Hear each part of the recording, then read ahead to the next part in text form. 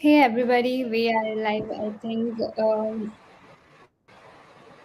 if you can see us, can Hey you just everybody, comment we are live. something? Hey everybody, we are live. I think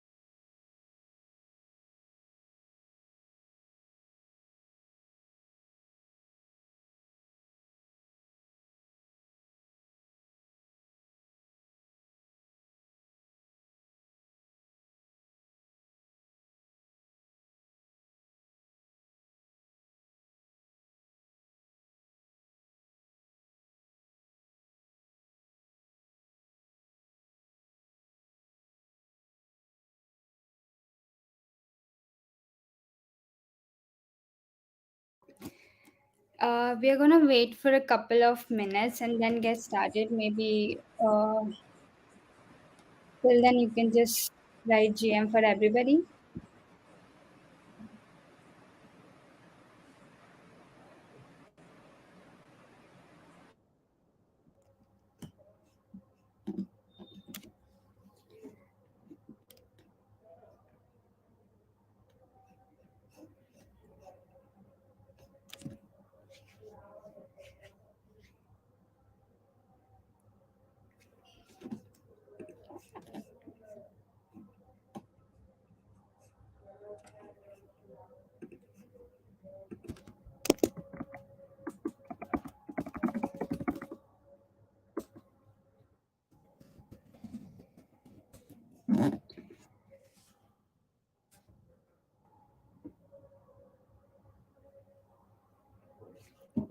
Okay.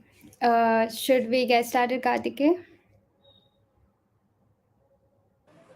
Yeah, I think it's the time we can start.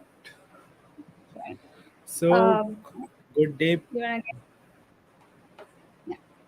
Yeah. So, we can start now. Good day, builders and partners at BRB. I am Karthike with co host Preeti. So, I am your ecosystem intern at Push Protocol. And it's a pleasure to welcome all of you to our very first and highly anticipated introductory session for BRB Online. Moreover, I extend a warm welcome and heartily to our special partner for today's event, Lumos Labs. I would say today we have a special guest from Lumos also. She is Anshita. So first of all, we will having a info about BRB. BRB, Billion Reasons to Build, is an initiative by Push Protocol in collaboration with best Web3 protocols in the space. So your the main thing is solve some problems in Web3, and you can get a chance to win minimum of $5,000 for each of them. All in all, the chance to grab 55,000 plus bounty and exclusive specs and more. So I think we can get a quick tour or the agenda for today's session. Firstly, we will be having Anchita from Lumos Labs. She is a community evangelist and partnership associate there. Secondly, we will be having an introductory session for to push bounties by Preeti. Third, workshop by our smart contract engineer Zaryab. And last, the most exciting one is a chance to win an all-sponsored tour for ETH India. So stay tuned till end of the session. So I think it's the time to handing over the mic to Anchita. She will provide us with the insights into the world of Lumos and their exciting initiatives.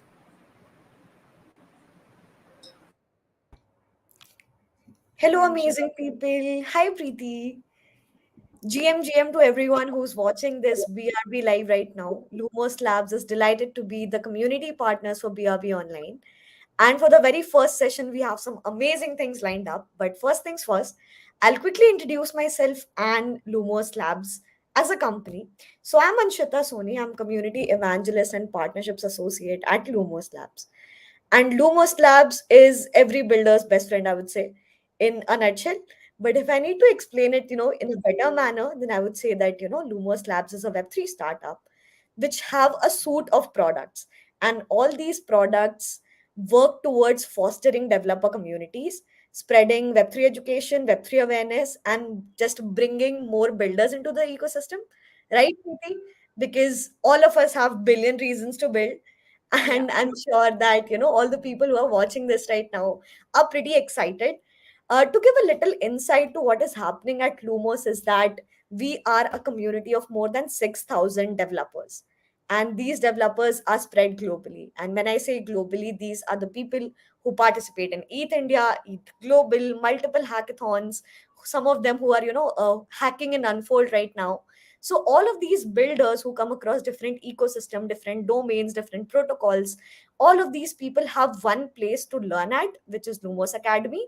And all these builders who are a little bit into non-tech side as well, who want to explore web3, who want to explore web3 design, web3 community, who want to explore web3 content, we have a special program for them as well, which is called Lumos Wizards.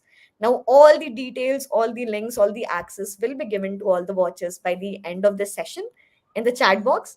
But in the meantime, if you're someone who's looking to build or looking for billion reason, your one reason that will add to these billion reasons, then Team Push Protocol and Team Lumos Labs is happy to help you.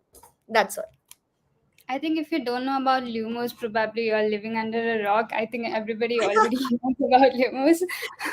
I met Anshita in Mumbai, and she's the most amazing person. Just reach out to her if you're looking to get started. But I'm sure you all already know about her and Lumos Labs.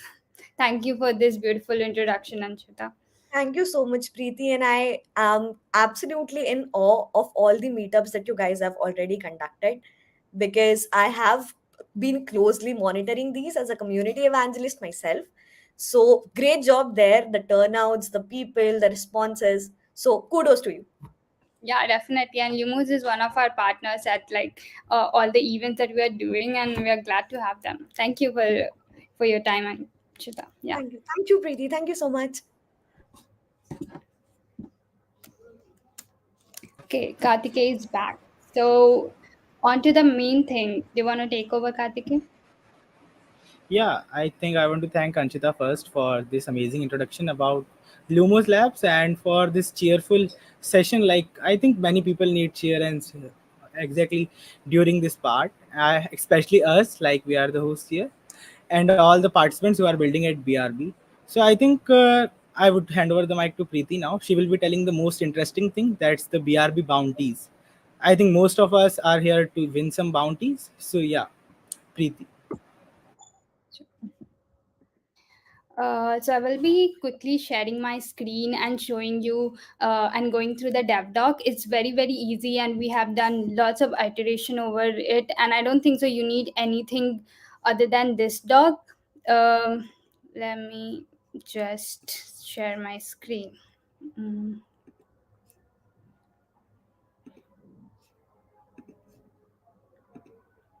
Okay. So this is the dev doc. You don't need anything else other than this. Obviously, BRB, we have over $55,000 of reward. And that's not it. You also get a chance to an all sponsored trip to ETH India, which is very exciting. We all will be there. We're excited to meet you. And these are all our partners.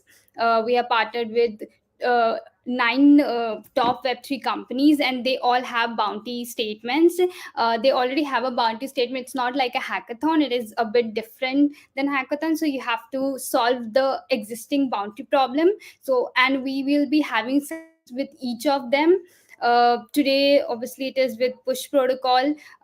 This is the dev doc for push protocol. We have everything you would need for push protocol. We have the workshop, we have the statement, and e- accepted deliverables, evaluation criteria, everything.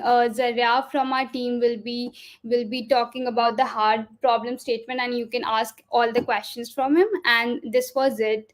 uh, this literally it's very easy. We have done lots of iteration, and you don't need anything other than this, like I've already said. And that's it, I think. Yeah. I will stop sharing the screen and handing over the mic to Kartike. So yeah, I am back. I think of the first thing we all got to know about BRB. Then we got to know about a partner, that's Lumos Lab.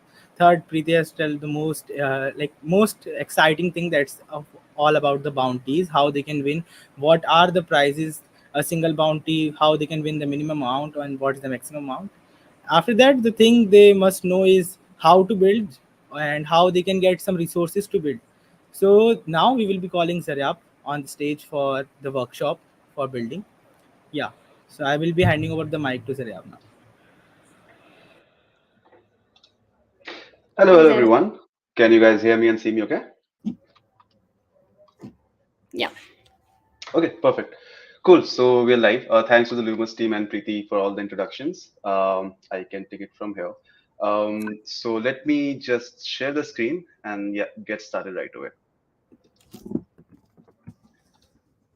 In case my voice goes away in between the session, Preeti, feel free to let me know in the comments or just, yeah, No, yeah. Thank you. cool. Is my screen visible? My screen is visible, right? Yes. Cool.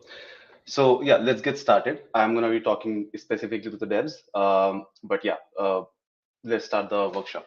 So this workshop is going to be more about the smart contracts that we have at Push Protocol. One of the most important reasons why this is also interesting is because the challenges that we have is technically the next step in the evolution of the Push Protocol itself. So essentially what you will be building is some of the very core features of the next version of the protocol, which is the V3. And to build that effectively, it's kind of important to understand where the protocol is coming from. So this workshop mainly will revolve around the smart contract of push protocol, and then we will try to understand how it works, what does the architecture look like, what are the functions that it has, importantly around what fee pool is and how is the reward being distributed currently, so that you can form mental models and build the V3 of this protocol, and or let's say the most important functions of the V3 of the protocol.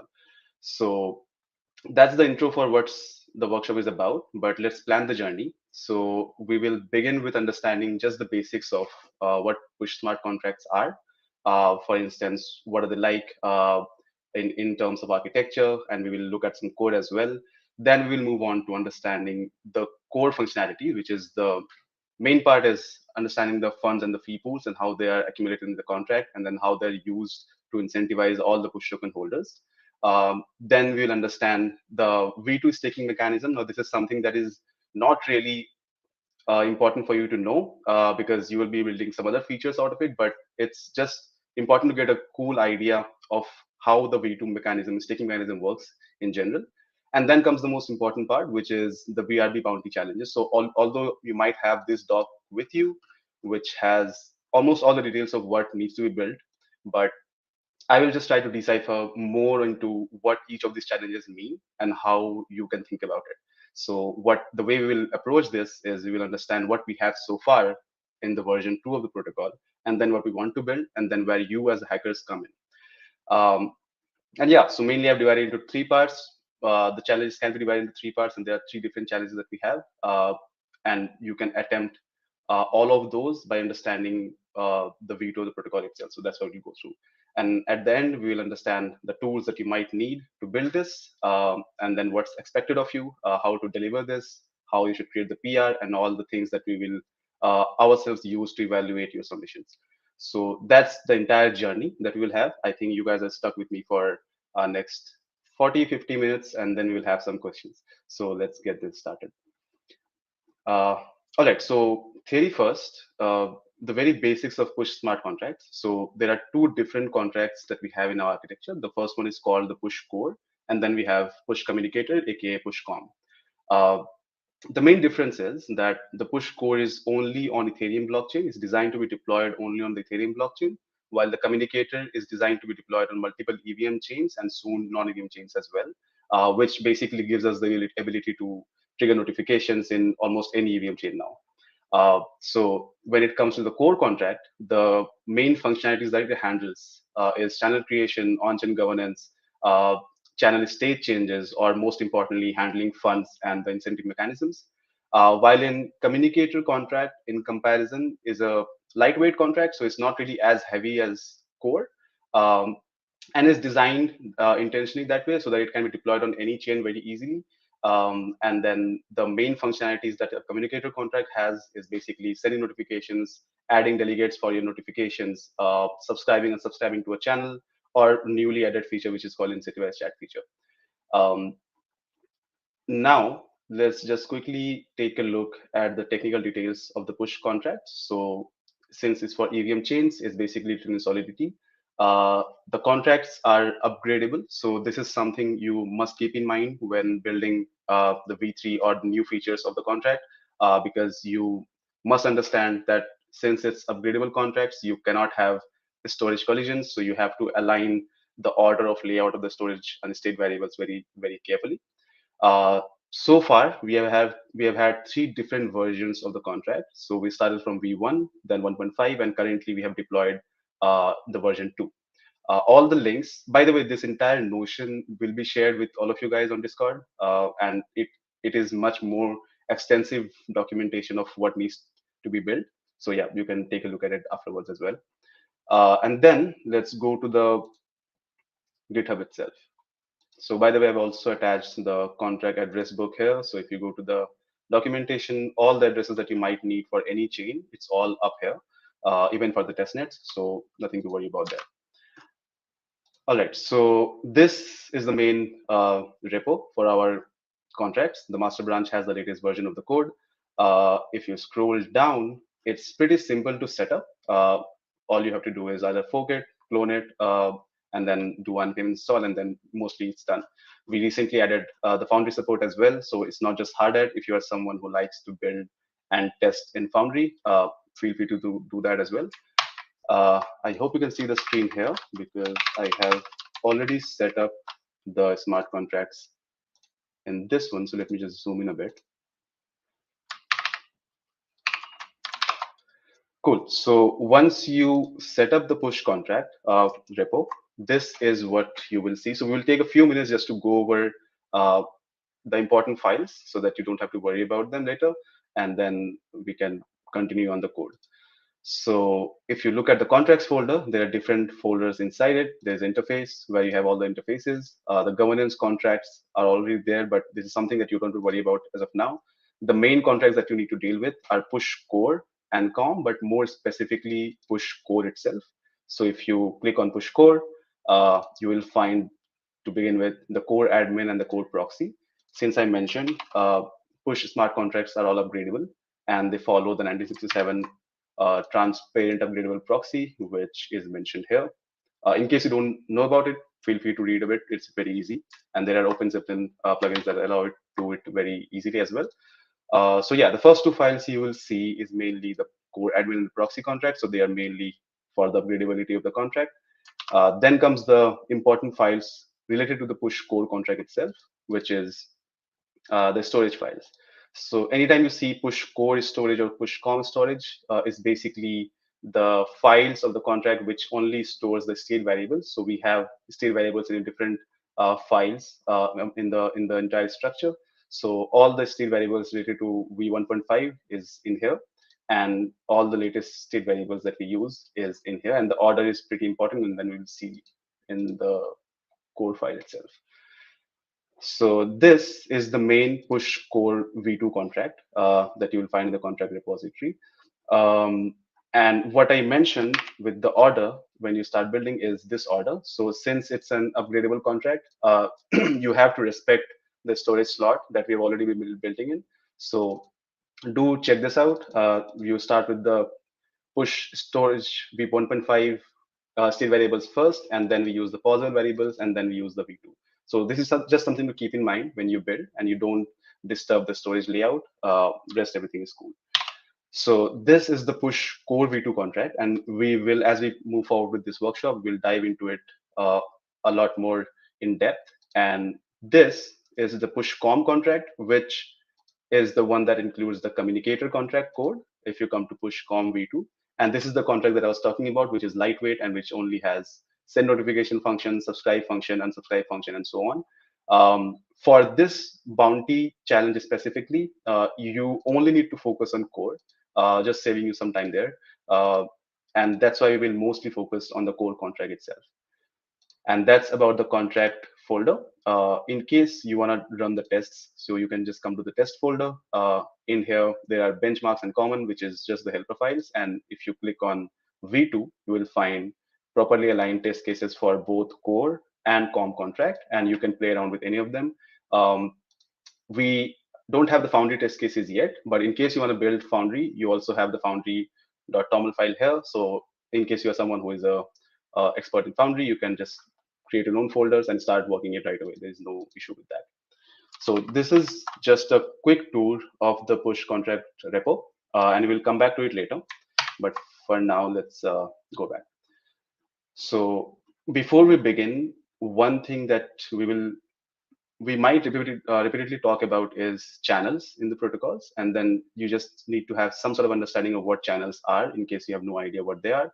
So any user or any dApp that activates themselves in the push protocol as a service to send notification to its user, they are considered channels. So if you simply go to the push dApp and connect your wallet, this is what you see. So this is the channel discovery page, and all the channels that you see here are basically channels that are capable of sending notification to all its users, right? But the journey of creating channels starts from the push smart contract itself. And that's what we will look into more depth. So channels are basically all these dApps or any user can activate themselves as a channel on the protocol, and then once activated, they have the power to send notification to all its subscribers. It must be noted that any channel that is created is only created in the Ethereum chain, because channel creation functionality is part of the push core contract. And like I mentioned previously, push core contract is specifically deployed on Ethereum chain and no other chain for now. And one wallet address can only have one channel. At any given point of time, any channel can have, let's say, 4 different states. It can either be inactive, activated, deactivated, and blocked. And the reason I'm mentioning all these states is because we will see how it's slightly attached to how the protocol earns fees as well. And talking about fees, every channel creation requires users to deposit 50 push token in the contract. So whenever you want to create a channel, the minimum amount of tokens that you need to deposit in the contract is 50. And this is an amount which can be changed later by the on-chain governance and voting.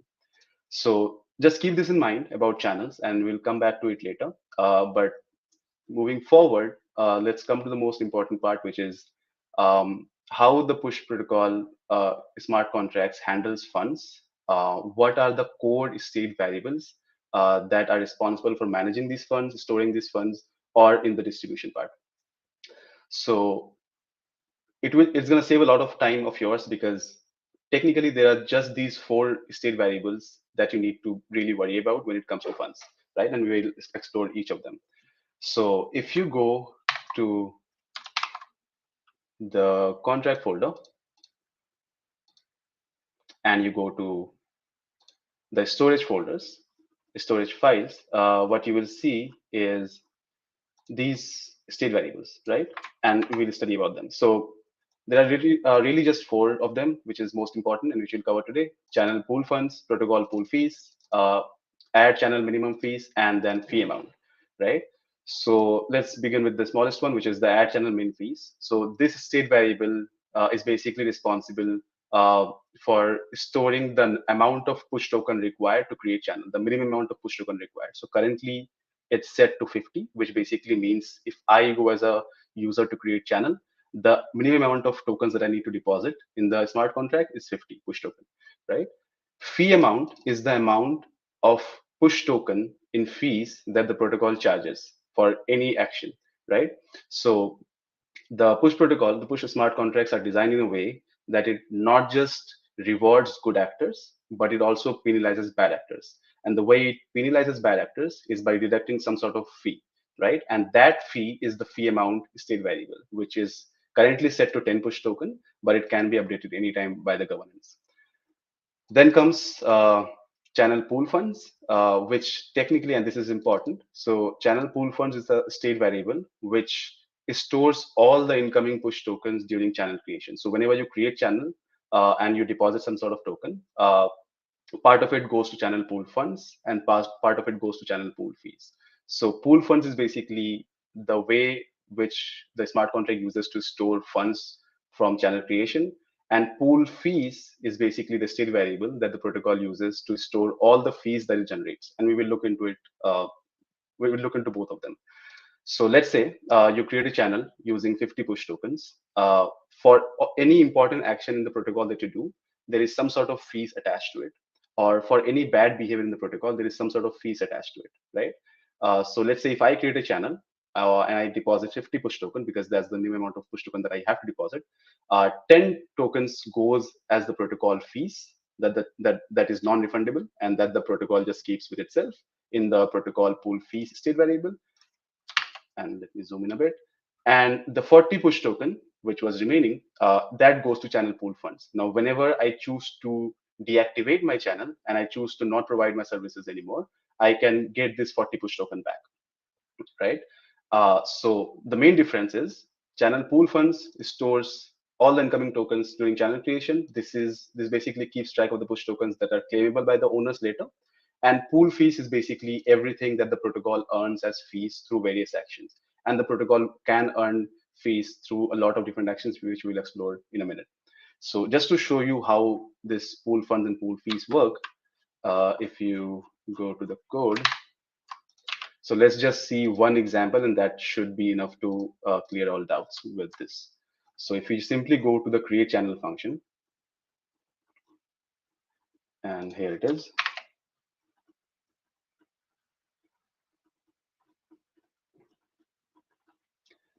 All right, so this is the create channel function, and basically it takes an argument. And since you all are devs, I'm just gonna dive into code directly. It's gonna take an argument which is called the amount, and since there is a rule that I have to deposit at least a minimum of 50 push token, I will deposit 50, let's say. Now this amount comes in here, and the way we distribute it between pool funds and pool fees is that if I deposited 50 push, it basically gets subtracted here. So whatever is the fee amount, which is the 10 push token. So 50 minus 10, which is 40, that goes to pool funds. This is the 40 push token that I can claim back anytime. And then protocol pool fees, which basically is the 10 push token that the protocol earned as when the channel was created. So whenever a channel is created, 10 push token is earned by the protocol, by the smart contract, code smart contract itself. Now, channel creation is not the only way the protocol earns fees. There are a lot of other ways. So let's just take a look. If you just simply look for protocol pool fees state variable, you will find all the ways. So for instance, there is something called a time-bound channel that the protocol enables. And whenever the push admin destroys the time-bound channel, the protocol earns a fees at that time itself. Let's say whenever I am deactivating my channel and I choose to reactivate again, for any time I reactivate my channel, that's also one way for the protocol to generate fees, right? We recently launched a new feature, which was creating notification settings with which any channel can create and add more notification settings to their channel. Now, as a channel owner, whenever I try to create a notification setting, the protocol will charge a small amount of 10 push tokens at that time as well. So as you can see, there are multiple functions that I have mentioned here. And these are basically all the important actions. Whenever they happen in the core protocol, the protocol earns fees, right? And currently the fees amount is set to 10. So whenever any of these important actions happen in the contract, the protocol earns 10 push fees token, 10 push tokens as a fees, right? Why this is important is because all the fees that the protocol accumulates, we recently in the version 2 of the protocol, we included a mechanism through which all of these fees that the protocol generates can then be distributed back to all the push token holders that we have, right? So this is basically a way for the protocol to earn fees. And then there is a procedure which we'll explore now by which all the push tokens holder that exist, they can actually be incentivized for being the members of the push family, right? So now comes the most interesting part, which is how exactly does this fees that we generate in the protocol actually gets distributed to all the push token holders, right? And this happens using the staking mechanism that we introduced in the V2. And the reason I'm discussing this staking mechanism a bit is because one of the challenges is also for you to build um, incentive mechanism for crypto wallets, right? So you might get some idea or form some mental models of how exactly this distribution model works. And it's pretty simple actually. So if you specifically focus on this section, which is the reward distribution mechanism, and we will get into the tech later, but what it essentially means is for any crucial transaction, by crucial transaction, I mean any sort of function that is called, which is channel creation, channel reactivation, anytime someone updates their channel description or set a new notification setting, all of these, whenever these happen, there is a way for the core smart contract to generate fees, right? So the more these happen, the more the protocol earns fees, right? Now, for every crucial transaction on the core contract, it takes a small fee and stores it in this state variable, which we call as protocol pool fees. Now, this pool fees is what's used to incentivize the users of the protocol through a stake and claim mechanism, right? Now, what's interesting to note here that we have been able to tie uh, the incentivization of the protocol with the incentivization of the token holders itself. So basically, it means the more the protocol grows, the more rewards for the push token holders itself, right? So there's a direct correlation between the protocol's growth. So there are more channels being created, the protocol is earning more fees, and eventually more fees and more rewards for the push token holders who are staker in the contract, right? So there is a direct correlation between protocol's growth and the user's incentive, and this technically creates a very mutually beneficial relationship within the ecosystem, right? Now, how do we do it? So that's where the staking mechanism comes, right? So we introduced something called a stake and claim mechanism within the core contract. So if you scroll down, and all of these, whatever I'm discussing right now, is happening in the push core V2 contract itself. So you can just go and take a look anytime you want. And if you look at this line 744, this is where the core V2 stake and claim functions start from. So in a nutshell, what the stake and claim mechanism does is basically allows any push token holder, it doesn't matter if you hold one push token or 1 million push token, if you are someone who holds push token, you can come and stake your push token into the protocol. And then if you are a staker in the protocol, you are basically you will basically be eligible to earn rewards on your stake, right? And if you dig a bit more deeper, this is a epoch-based staking. So the entire staking duration is divided into different epochs, and each epoch is basically a timeline which is 21 days long. You can come and you can stake your push tokens whenever you want, and because you are a staker in the push ecosystem, basically whatever the core contract earns in those epochs is something that you are also part of. So you are also part of all those incentives that the protocol earns, right? Um, so distribution of rewards is split into epochs within which user can stake and earn. Push token holders can stake their tokens at any given point of time. And this is the most important part that I wanted to highlight.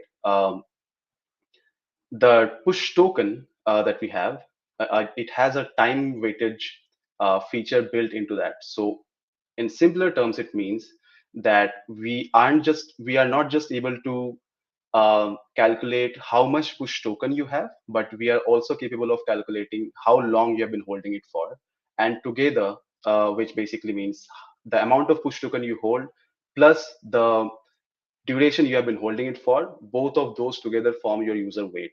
So the more your user weight, the more eligible you are for the rewards. And we will see that in the formula for rewards that we have in a minute. But this is just to keep in mind because the push token already has a time weightage feature built in, which technically, if you let me just show you, it's much easier if you can just look at the code.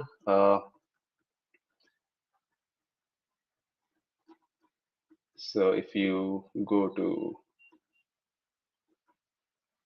if you go to the return holder unit function, what this function does, it basically returns the holder unit, or in other words, which is a better word, holder weight of a particular push or token holder.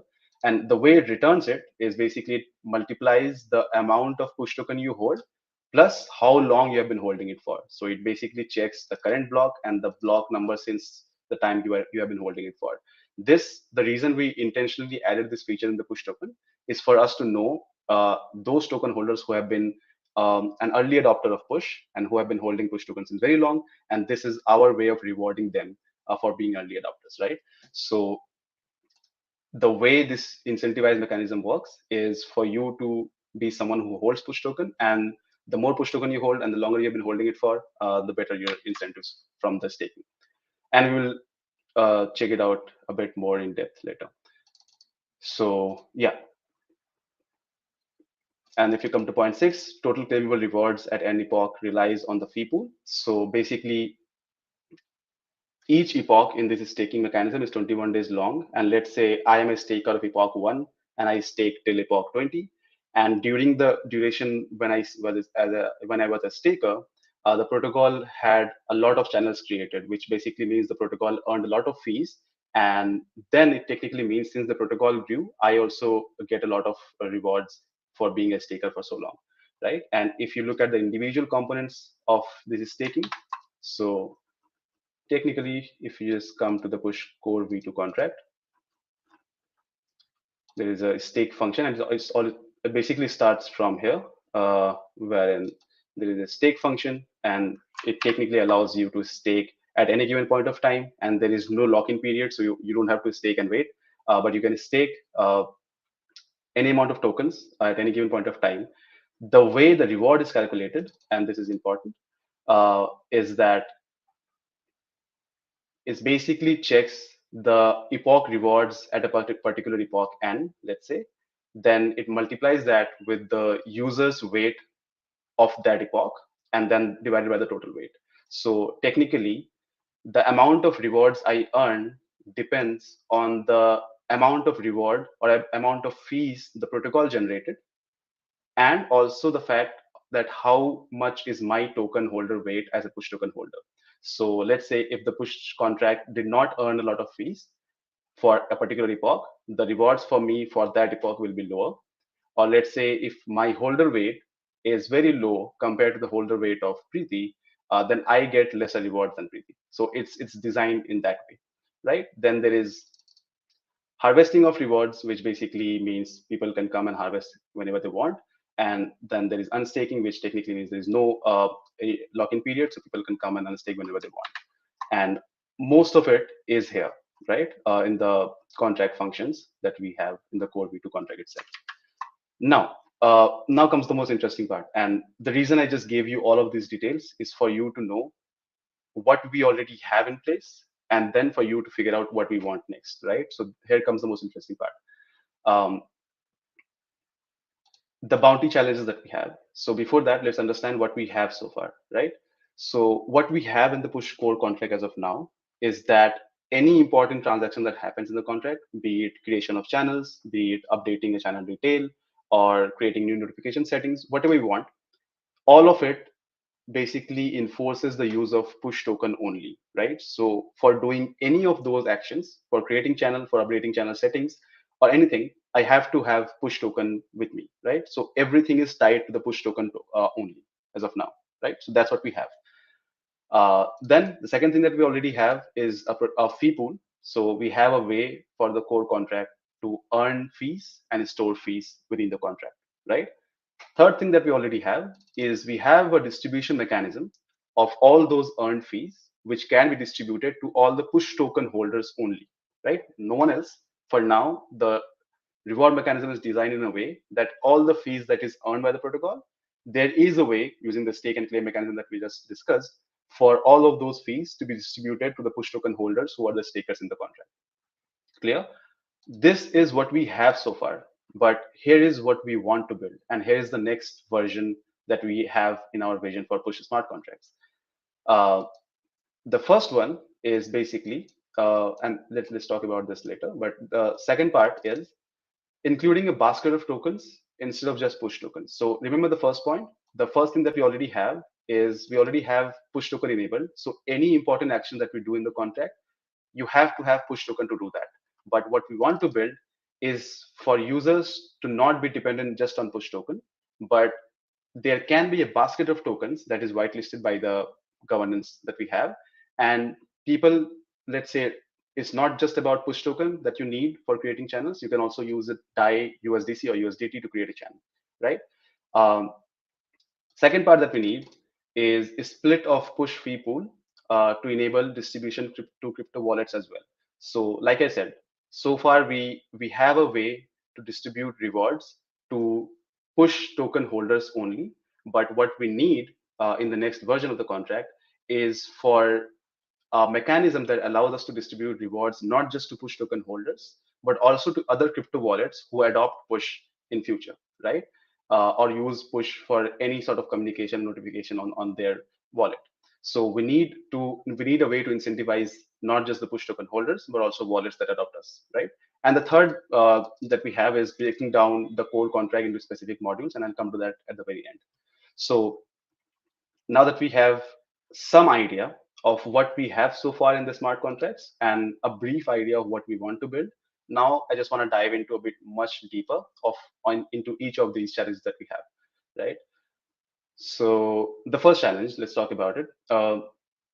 As of now, if you look into the contract, so let's say we take any important function that we have, which is, for instance, create channel function, right? So this is the create channel function. And if you look at the function, if you look at line 328 to 333, what we have is basically a token transfer from the user who is creating the channel to the core contract, and an amount is being transferred to the contract itself. And the token that is being transferred is the push token only, right? In the next version, or the main challenge that we have is that it needs not be just push token. We can have a basket of whitelisted tokens that can be used for these important actions in the core contract. So we can not just depend on push token, but you need to build a mechanism through which push token is not the only one that is used to create channel. There is a list on basket of tokens, and people can use DAI or USDC or USDT or whatever is whitelisted by the push community as a valid token. They can use that token to create channel or to update channel settings as well, not just push token. So that's the first challenge. Um, and that's not it. So instead of push token, core contract should now support a basket of tokens. I think that part is clear. What you need to build is an architecture that allows us to store that basket of tokens that says, hey, this is the list of tokens that is whitelisted. So you can use the tokens to create channels or to do important stuff in the core. And then we need a way to maintain this basket of Ethereum tokens as well via on-chain governance. So because the protocol is community driven, and once we launch on-chain governance as well, we need a way for the governance and the community to decide which tokens they want to be a part of this basket and which they want to remove from this basket. So you need to have an architecture that allows not just adding tokens to the basket, but also removing or maintaining this basket in a sense, right? The third criteria that is there, and this is important to note, that while there is a basket of tokens that you can use to create channel, if you use push token, you will have a discount of, let's say, 20% for creating channel, right? So if you create channels using any other token, let's say you are using $50 to create channels, but with push token, you will have a 20% discount if you choose to use push token. So that's one of the conditions that we have added into that, right? And important to note is this line, which I have highlighted. So once you have this doc, focus on the highlighted parts and the bold parts in the doc as well. So this part says, but it can be changed via on-chain governance. So the community, since I already mentioned, everything that we do is driven by the community's decision. So the community can decide to change this discount as well. So if they want to raise it up to 50%, they can choose to do so. What this means for you as a builder is to make this so flexible that you not just have a basket of tokens, you have a way for adding tokens to the basket, removing tokens from the basket, or including a function that allows you to set the discount if someone uses push instead of any other token to create channels, right? Now, what's important is also to note the last part, which is the fees that go into the fee pool should honor the distribution system set. So, which basically is why I discussed the fee pools as well. So, the current architecture that we have already set up, which is there is a protocol pool fee and the protocol pool fund. All those systems should be respected by what you are creating with the basket as well. So the protocol should still be able to earn fees on channel creation just the way it's doing now. But since there is a basket of token, and that's your creativity of how you design that architecture, so that now there is a basket of token that people can use to create channel or to for any important action. And out of those all basket of tokens, if they choose to use push, there is a discount of 20% or whatever the number the governors can decide. And then all these important actions with any token that is there in the basket, you will still have a way to respect the mechanism that we have previously set of fee pool and pool funds, right? So this is the first challenge that we have, including a basket of tokens in push core contract, so that it does not rely just on the push token, but it can rely on a basket of other tokens as well, right? And yeah, that brings me to the next step. So the next challenge basically says about splitting of push fee pool, and what it means. Let me just give you a quick glance. So if you look at the staking algorithm, and if you simply go to the function that says set up epoch rewards and wait, so this is the function that we use to set rewards for all the epochs. And if you just focus on this line 1052, you will see that the entire reward that the entire fee pool that we have, so whatever fees is generated by the protocol is being attached to be distributed to all the push token holders. In simpler terms, whatever fees the protocol is generating right now is being distributed to all the push token holders that is there right now, right? But in the next version, what we want you to build is a way to split this up into a mechanism wherein rewards are not just, or the fee that the protocol generates, it's not just distributed to push token holders, but also to the crypto wallets that adopt push or that uses push for their communication layer, right? And you need to build basically a reward system that also weights these crypto wallets that have first integrated push, and they have gone through an on-chain route to split the fees to be rewarded a bit more than a newer wallets that come in, which technically means the same thing that I mentioned earlier. So remember, push token holders, the way they are rewarded is also not just based on the fact how much tokens they own, but also based on the fact how long they've been holding it for. So if I am a very early adopter of push and I have been holding push since its launch, I should get more, slightly more than someone who is holding push since yesterday, right?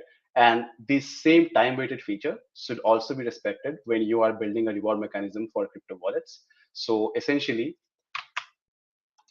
this protocol pool fees that you have, this is still in stores or all the fees that the protocol generates. But what we want you to build, or your challenge, is to design a mechanism within which you divide this all these fees generated into two halves, and those two halves can be a ratio that is decided by the community. So the community can say, hey, 70% goes to push tokens holders and 30% goes to all the crypto wallets that adopt us, right?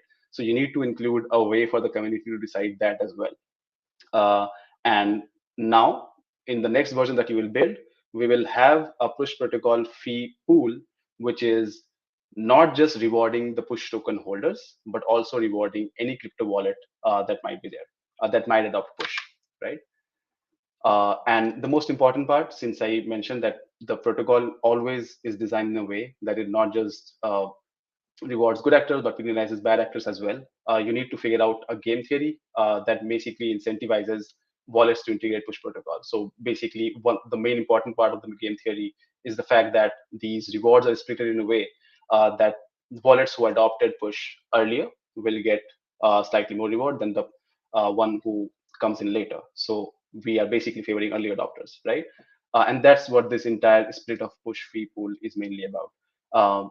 I understand. In case this is a lot to process at the moment, I'll be hanging around in the Discord, so you can ask questions anytime you want. Now comes the third challenge, which basically is separation of push contracts into individual modules. Now, this is a really easy task, which is why I kept it in the very third position, which technically means that as you build more and more functions in the push core contract, chances are you will hit a size threshold, which is 24.5 kilobytes.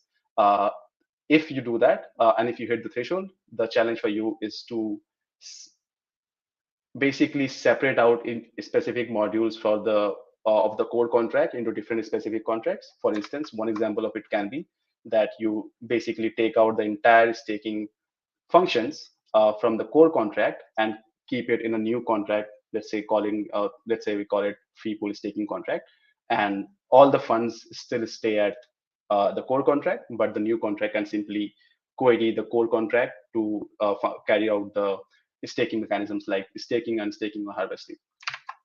So that's the third challenge with you. And I have explained in much detail within this doc of what you need to keep in mind. So when you are taking out, for instance, the V2 staking related functions from the core contract to a different contract, um, you need to keep in mind that the new contract that you will design should also be upgradable first. You should not disturb any storage layout in the process. When you design this new contract, you can include the migration functions as well. And yeah, these are a couple of things that you have to keep in mind. But it basically depends on your creativity of what you come up with to avoid this size threshold. Um, Although it's more important first to focus on these two features and then worry about the size threshold that you might hit. So just to wrap it up very quickly, we have challenges that can be broadly categorized into three different sets. The first is basically including a basket of tokens in the push core contract, wherein the push core does not rely just on the push token, but it gives a capability for users to create channels or do any important actions using a basket of tokens, not just push tokens. And in case people even use or choose to use push token, they get a discount out of it. Second part of that challenge basically says that instead of distributing rewards just to push token holders, we should enable a mechanism wherein we are distributing these rewards to not just the push token holders, but also the crypto wallets that adopt push protocol. And then this has to be weighted. So there needs to be a way for the community to vote on how much of the reward should go to, or what ratio of the reward should go to token holders and what ratio of the reward should go to the crypto wallets. And thirdly, it's basically separating the push contract into specific modules. And feel free to go crazy with this. Like you can design libraries or you can propose new solutions of that, something that we can use to make sure we don't hit the size threshold.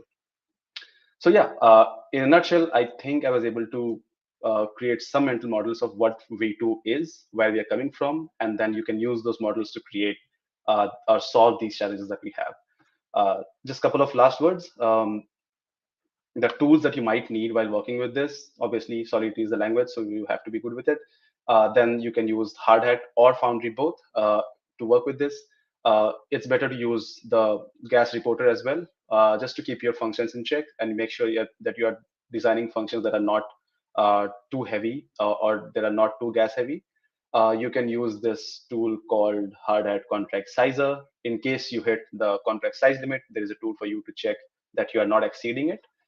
By the way, this is already in the package.json, so you can just install it from there. And since you might want to deploy contracts or you might need push token for some testing, you can simply go to the Goerli contract, and this function, which is the mint, is going to allow you to mint whatever tokens you want. And these are the tools you might need. But in case you need anything else, I will be there in the Discord, so you can ask me there as well. What's expected of you is a couple of things actually. So it's pretty easy to write smart contracts, but what's important is to write them in optimized fashion, in a way that is very well tested. And if you are familiar with security tools like Slither, it's just better to use those Slithers and Slither tool on the smart contracts and also try to eliminate the bugs that you might have. Um, so what's expected of you is to share this or make the PR not just with the contract, but if possible, also include test cases along with it. In case you have done some sort of fuzzing, invariant testing, or Slither reports, you can attach that as well. The contract should be upgradable from the current V2 implementation to the V3. So, like I mentioned, whatever you build in this challenge, and the reason this challenge is so important for me and for the protocol is because this essentially is the next step towards the journey of the next step for the push protocol smart contracts, right? So whatever you will build, chances are it will be part of the next version of the protocol, and that's a big thing. So you have to ensure that whatever you are building is not um collapsing the upgradability of the contract, so you're not disturbing the storage layouts and all. And then, yeah, you already have the faucet, so you feel free to deploy the push contract on GoAidly, and it's better if you submit with our deployed link as well, which helps us evaluate the contract. Um, Couple of things that we will check while we evaluate your submissions is the quality of the code and documentation. So in case you didn't notice, whatever we build in the smart contract, we use the netspec annotations and we try to document everything. So even if you don't hear anything from me in the workshop and you just go and read the code, chances are you will be able to understand the code because it's very well documented within the snippet. And there is a lot of annotations and all the details about what the function does, the arguments it takes. So yeah, it's a request to follow this tradition, and you can document the code, document about all the functions that you're building, include the test cases, make sure the contract is secure. So, and it's not a compulsion. You don't have to be a security expert to work on these challenges. You just have to build the contract. But in case you are familiar with any tools, feel free to use them and try to eliminate the bugs as much as you can. But that's not a compulsion. Um, Clever strategies do win. So like I mentioned, since the challenge that you have is pretty interesting, so there is no one shot at it. You can come up with creative ideas and what all you can do. And the better your idea is implemented, the higher your chances of winning the challenge. And yeah, effectiveness of the liquidity distribution and pool management strategies. So one thing that you will evaluate is whatever you are implementing should not disturb the already existing thing that we have, mechanism that we have, and it should be effective in a way that it includes or solves all the problems that we have right now, like including crypto wallets into the picture, including a basket of tokens into the picture, and it still should be able to reward all of them fairly. Um, and yeah, like I mentioned, scalability and performance testing, so that's going to be part of it as well. How to submit your entry is pretty simple. If you just look at all of these lines, it's pretty simple, and you can just create a PR right in the repository itself. So yeah, I think that's pretty much it. I'm going to give some time for any questions that we might have, but in case you don't have questions right now, I'll still be in the Discord. So yeah, that's pretty much it. Thank you for the session, Zara. It was amazing. We do have a couple of questions. I will be popping that on the screen. There is one question. Basket of token means when we split. I think you get it. Uh, yeah, sure. So basket of token means when we split pool fee, we have to split all the tokens to the push holders in the ratio they have accumulated. Um, yes, that's true. So there is, yeah, I was kind of expecting this question to come up. So one way that you can handle this is whatever tokens that you have in the basket, and when it enters the protocol, you can basically swap it into push token using Uniswap. And basically what that means is that push token is the only token that is stored in the contract. So while users are still able to create channels or do any important stuff using any token, the underlying token that is being used in the push token contract is just push. That's one way to go about it, keeping it simple. But what you mentioned is also is doable. Yeah. Great. We have one more question. Mhm. Uh, do we need price oracle for other tokens? Yeah, feel free to use oracles for the tokens as well. Okay, these are all the questions I think we have, and we have couple of Just things. just to, yeah, Yeah. one clarity. Like I do want submissions to come up, and in case this is blocking you, like including an oracle or something, you can simply use any only stable coins. What we want from you is not what tokens you use in this basket, but for you to just define a way that this basket can be added tokens into or remove tokens. So yeah, tokens is not important. What is important is for you to create a process that the community can use to add tokens or remove tokens. So yeah, just keep that in mind and make it keeping it simple. Right. Other than that, we have couple of stuff for you. Amazing session. And then there is this. I really love the concept of how that gas reporter and That is a very nice comment for you.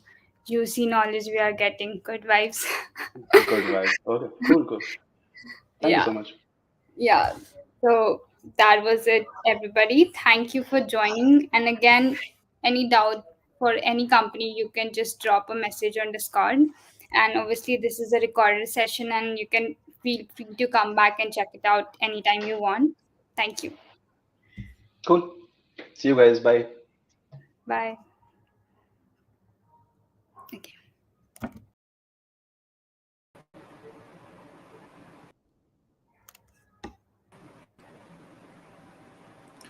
So, hi everyone, I'm back again. It was an amazing session. I think all have got brief info about the push bounty in the BRP, and I think now many submissions we will be getting on the push protocol bounty only. So yeah, this was the first session related to the BRB online. We will be having plenty of sessions in future. So all I think you all will have to stay tuned for that, and you all can learn about different bounties through our different partners in that. So yeah, I think the most excited, I would say, the most excited part is now the opportunity to win an all-sponsored trip to ETH India. So, Priti, don't you think that it's a good thing? I think if we are in the place of these builders, we must have got this opportunity. Yeah, I would have loved that 100%. I mean, So last year I it's couldn't make it to East India, but you definitely have a chance to go to East India. So, yeah, I will be dropping a form which you have to fill as an attendance that you were present, and thank you for coming to the session. And we will be using that to track your presence, and obviously you have to make a valid submission as well. So yeah, I am putting the link in the comment. yeah. So I think all should fastly fill that form, and your attendance will be noticed. And I would say you should attend all the future sessions. You will be getting a brief info about all the bounties in BRB, and they are really informative, and that will be useful for you all to get a sponsored ticket to ETH India, I would say. Yeah, awesome. That was it for today. See you in the next session. Bye. Bye. Thank you all for being here.